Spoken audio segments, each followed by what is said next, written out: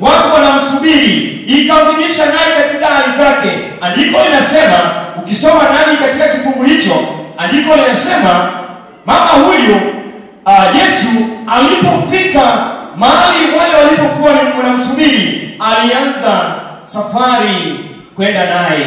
Jairo katika moyo wake, nafikiria, nawaza, nikiona kwamba ni kweli alikuwa anauimba ule wimbo akisema kwamba nitembee nawe ewe Mungu wangu.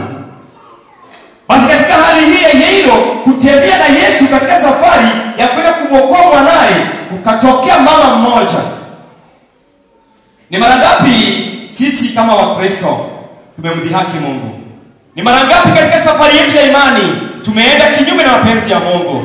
Ni mara ngapi katika maisha yetu tumefanya vitu ambavyo havipendezi mbele za Mwenyezi Mungu? Andiko linasema Yesu akaungana na ule umati akiwa katika safari wanaenda. Watu walikuwa wengi. Biblia inasema kwamba watu waliokuwa pale walikuwa wamemsonga. Katika tafsiri ya Kiingereza andiko linasema kwamba they were almost to make Jesus to faint. Alikuwa karibu hata kuzimia. Maana gani? Watu waliokuwa na nia tofauti walikuwa wanatembea na Yesu. Wale wanafunzi wake wakawa wanatembea na Yesu. Jamani, sijui ni jinsi gani unavyotembea na Yesu. Sijui ni jinsi gani unavyompapasa Yesu unapotembea naye katika safari yako ya imani. Haleluya. Hapo ndipo utapata katika kitabu cha Luka, jamaa mmoja mjasiri sana miongoni mwa wanafunzi wa Yesu anasema kwamba yeye ndiye alikuwa shujaa wa kuongea, shujaa wa kutetea watu, shujaa wa kusema mambo jinsi yanavyoendelea. Andiko linasema watu wakamfuata.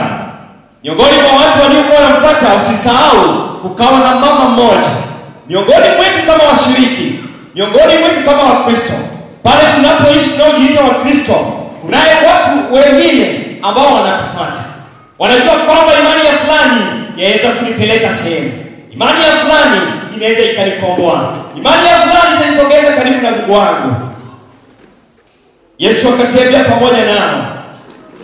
Lakini katika safari kukatokea jambo fulani. Mama mmoja akawa miongoni mwa umati ambaye alikuwa amesumbuliwa na damu, akitokwa na damu kila wakati. Sikiliza, andiko linaleta tafsiri ndogo inasema kwamba mama huyu alikuwa ameugua, aliteseka katika maisha yake, ametembelea wauguzi wote, akatafuta tiba, lakini andiko linasema kwamba katika hiyo hali ya kutafuta tiba, hali yake ilikuwa inazidi kudhoofika zaidi kuliko jinsi alivyoanza safari ya kwenda kutafuta tiba. Inaweza kuwa hadithi, lakini lipo nasi pamoja. Mambo haya yanatukumba kama Wakristo. Tunaweza kuwa na imani katika Kristo, lakini tunapokumbwa na shida tunamwacha Mungu. Maana gani? Maana tunaona matokeo katika shida ambazo tunapitia.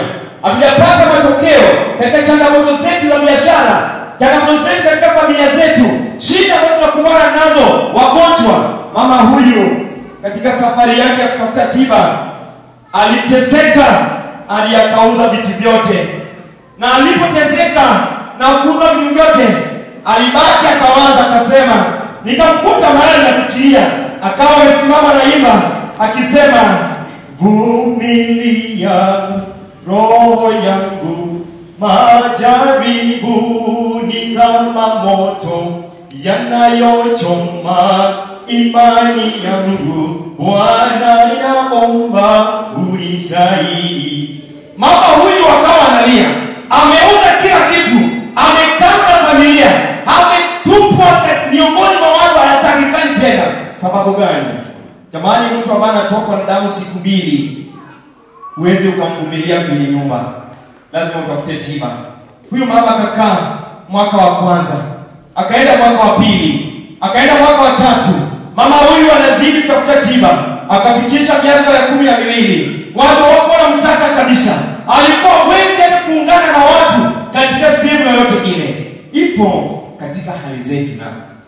Sisi pia tumepitia changamoto katika sehemu zetu tunapoishi, pale pa biashara na hata hapa kanisani.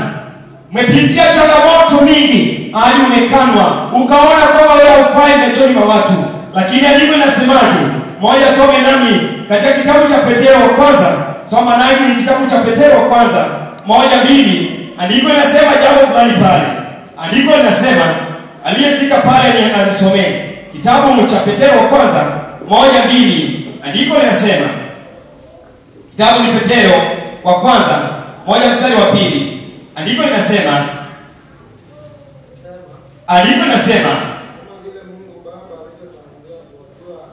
kama vile Mungu Baba alivyotangulia kuwajua katika kutakaswa na Roho.